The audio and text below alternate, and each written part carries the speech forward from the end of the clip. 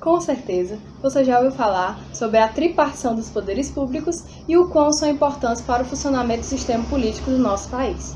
Hoje, nós vamos falar sobre dois deles, o poder executivo e o poder legislativo, e como eles funcionam na prática através do presidencialismo de coalizão. O poder legislativo, ele tem como função primordial a elaboração e a edição de leis que regem a vida das pessoas e do Estado. No Brasil, o poder legislativo ele é bicameral, ou seja, ele é composto pelos deputados, que são intitulados representantes do povo, e pelos senadores, que são intitulados representantes dos Estados-membros e do Distrito Federal. A nível estadual, nós temos as assembleias legislativas, que estão compostas pelos deputados estaduais. E a nível municipal, nós temos as câmaras municipais, que estão compostas pelos vereadores. As funções do Poder Legislativo estão dispostas no título 4, capítulo 1 da Constituição Federal. Sua função típica é a elaboração de leis, mas ele possui a função atípica de fiscalizar, ou seja, fazer a fiscalização orçamentária e julgar o presidente quando for necessário. Quando se fala nos membros que compõem o Legislativo, nós temos os deputados, que possuem um mandato de 4 anos, que eles são eleitos de acordo com o número de habitantes de cada estado. Já os senadores, eles possuem um mandato de 8 anos, sendo admitido 3 senadores para cada estado. E eles possuem uma renovação parcial de 4 em 4 anos. A forma como esses membros chegam ao poder é pela eleição, na qual cada cidadão escolhe seus representantes, votando no partido que este integra. E para o candidato ser eleito, garantindo uma cadeira, cabe ao partido atingir o quociente eleitoral. No caso dos vereadores, estes são eleitos por voto proporcional e possuem mandato de 4 anos. Embora não sejam tão falados como os deputados e senadores, eles possuem um papel fundamental no poder legislativo. Afinal, você lembra em quem você votou para vereador na eleição passada? Vale lembrar que, apesar de ser a função primordial do poder legislativo, a propositura de leis ela não está restrita a esse poder. Qualquer cidadão ele pode propor leis municipais, estaduais e federais por meio da iniciativa popular e da ideia legislativa. E essas propostas elas vão percorrer o mesmo caminho das demais para serem promulgadas. Já quando se trata do poder executivo, vigora no Brasil o presidencialismo, que é quando a figura do chefe de Estado e do chefe de governo se concentram em um único indivíduo, ou seja, o presidente da República. O poder executivo se divide em 3 níveis de governo. No nível municipal, temos os prefeitos, que são os responsáveis finais, juntamente com os vice-prefeitos. A nível estadual e Distrito Federal, são os governadores que lideram o executivo com os vice-governadores. E a nível federal, temos a União, com o presidente da República como representante máximo do poder executivo, junto ao vice-presidente. Não podemos esquecer dos agentes públicos, que integram o poder executivo, as secretarias municipais e estaduais e os ministérios. Essas pessoas apoiam as decisões dos gestores de modo a auxiliar com conhecimento especializado na área de atuação. As funções do Poder Executivo estão dispostas no capítulo 4, título 2 da Constituição Federal. E esse poder tem como funções típicas governar o povo e administrar os interesses públicos de acordo com as leis, mas não para por aí porque nós temos as funções atípicas, que inclusive permitem que esse poder vincule semelhantemente às leis, as medidas provisórias, leis delegadas e os decretos.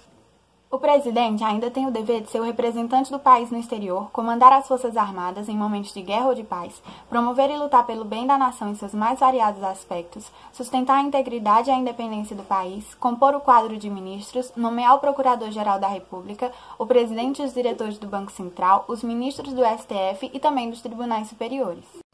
O chefe do Poder Executivo tem um mandato de 4 anos e aí ele é compelido a uma série de requisitos, mas é importante a gente lembrar que, apesar da aparência de superioridade do presidente da República, ele não se excusa da lei.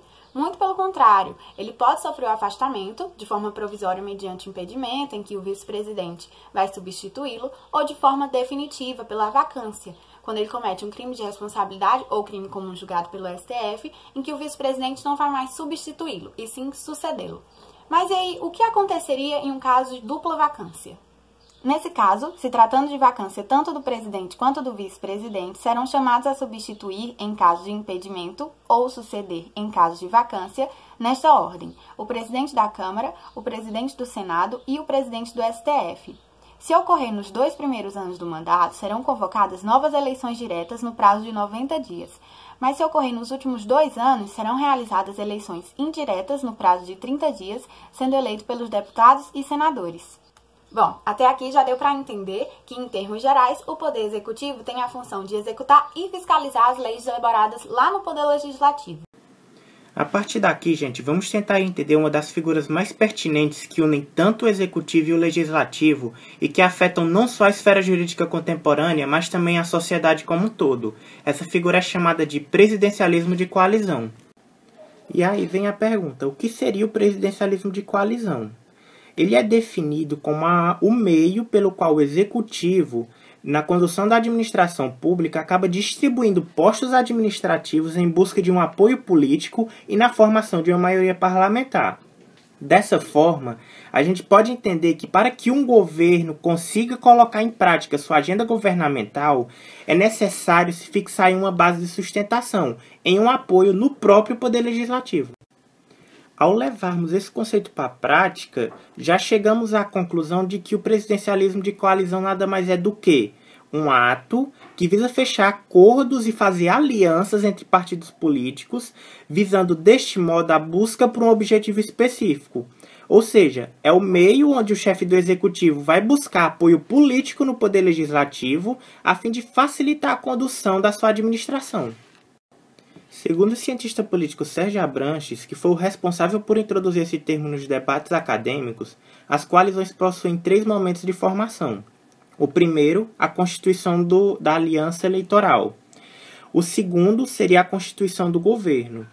E o terceiro já seria a transformação daquela aliança eleitoral na coalizão efetivamente governante.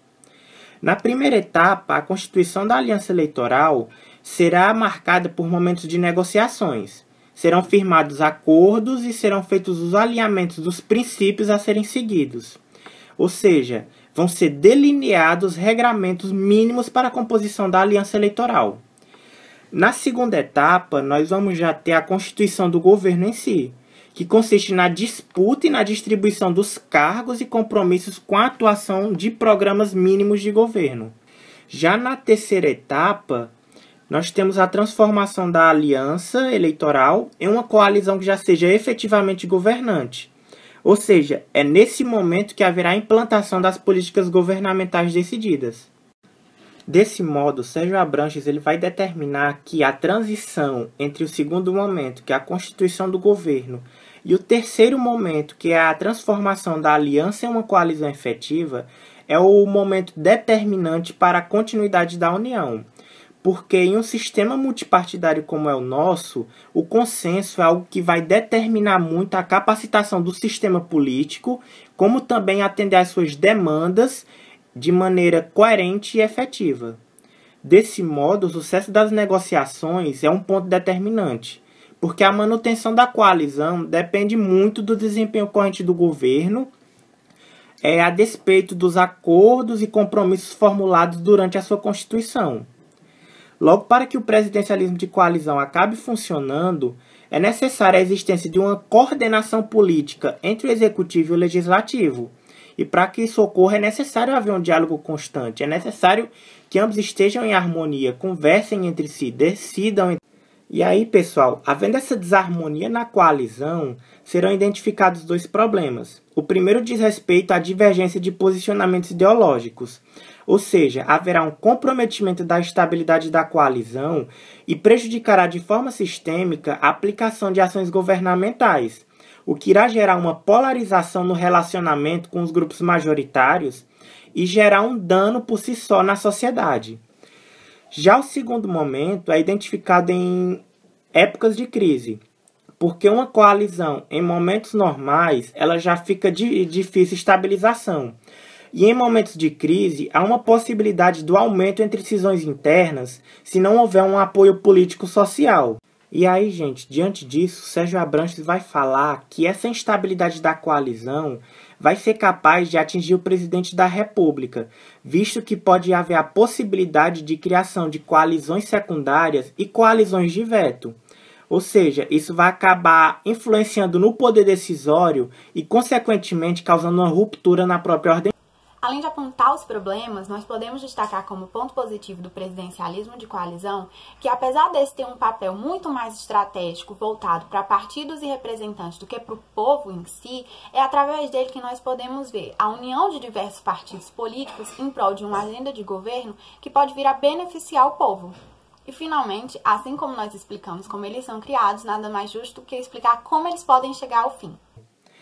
A coalizão ela pode ser rompida de duas formas. Pelo abandono dos parceiros menores, resultando em um chefe do executivo que passa a depender apenas do seu partido, ficando forçado a se alinhar com as posições majoritárias, ou pelo rompimento do presidente com o seu partido, onde haverá convívio com partidos minoritários. Em ambos os casos, haverá um enfraquecimento da autoridade executiva e isso pode gerar um maior potencial de conflito entre o poder executivo e o poder legislativo. Como nós podemos perceber, dentro da tripartição dos poderes, o poder legislativo e o poder executivo, eles caminham juntos. E dentro dessa caminhada, nós podemos identificar o presidencialismo de coalizão como um tema cada vez mais pertinente e necessário de ser levado ao debate, já que tem grande participação nos rumos que a sociedade está trilhando. Dessa forma, esperamos ter contribuído para a jornada de aprendizagem de vocês e desejamos sucesso nos estudos. Obrigada!